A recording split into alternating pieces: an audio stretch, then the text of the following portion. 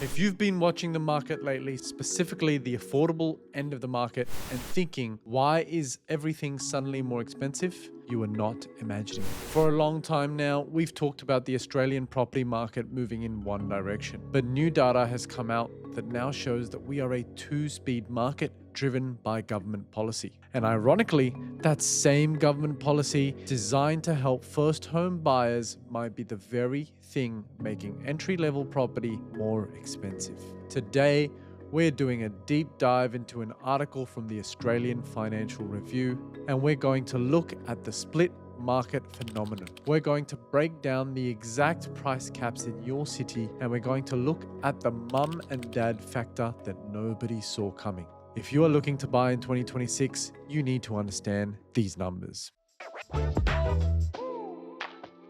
Ladies and gentlemen, welcome back to PropSpotter. PropSpotter, the smarter way home. First, let's set the scene. The first home buyer scheme isn't new at all. It was introduced by the Morrison government back in 2020, capped at 10,000 loans per year. The idea is simple. You only need a 5% deposit, and the government guarantees the rest so you don't pay lender's mortgage insurance, also known as LMI. But here is where it changed. In August 2025, the Labor government, led by Prime Minister Albanese and Housing Minister Claire O'Neil, announced a massive expansion. They did three things. One, they removed the caps on the number of loans guaranteed from 10,000 to infinite.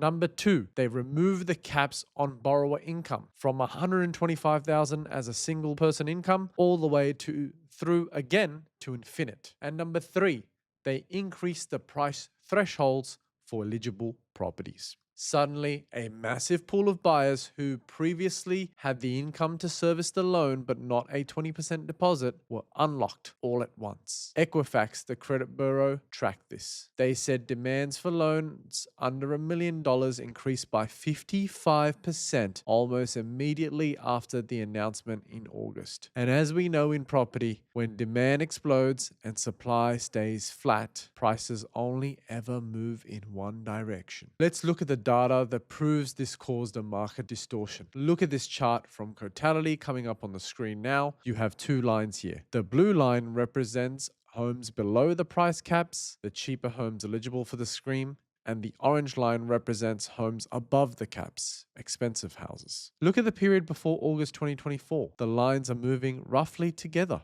In fact, in some months, the expensive homes were growing faster. But look at the moment the policy expansion was announced. We see a sharp diversion. The blue line shoots up to 1.4% month-on-month growth, while the orange line starts to drop off. By the December quarter of 2025, eligible cheap homes jumped 3.6% in value, while ineligible expensive homes only rose by 2.4%. This created a split market. The demand didn't just increase, it concentrated entirely on the bottom end. This pattern is consistent across 90% of suburban areas in Australia. Let's bring it down to your local level with this other graph from Totality. The blue bars are below the price cap, the cheaper properties, and the orange bars are the ones that are above. In Sydney, it's the clearest example of the distortion. The expensive market fell by 0.1% in the December quarter, but the cheaper market, it went up 2.3%. If you're buying a starter home in Western Sydney, you are fighting a booming market, even if the headlines say Sydney is cooling. Perth, the boom continues here. But even here, the cheaper homes grew by 8.4% compared to 7.3% for the top end in the same December 2025 quarter. Melbourne, a sluggish market overall, but look at that gap.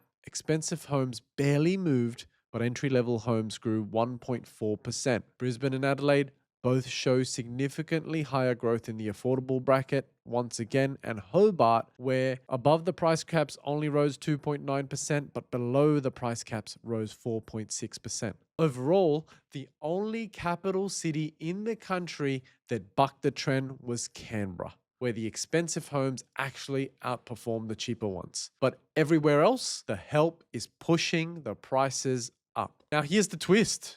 You'd think this was all driven by excited 25-year-olds buying their first apartments. but the article revealed something really interesting about who bought these homes. Mortgage brokers revealed a massive surge in inquiries from mum and dad investors before the scheme even kicked in. Why? Because parents realized the government was about to pour petrol on the fire. They rushed out to buy investment properties that fit under the price caps before the first home buyers arrived, planning to sell them to kids and their own kids later.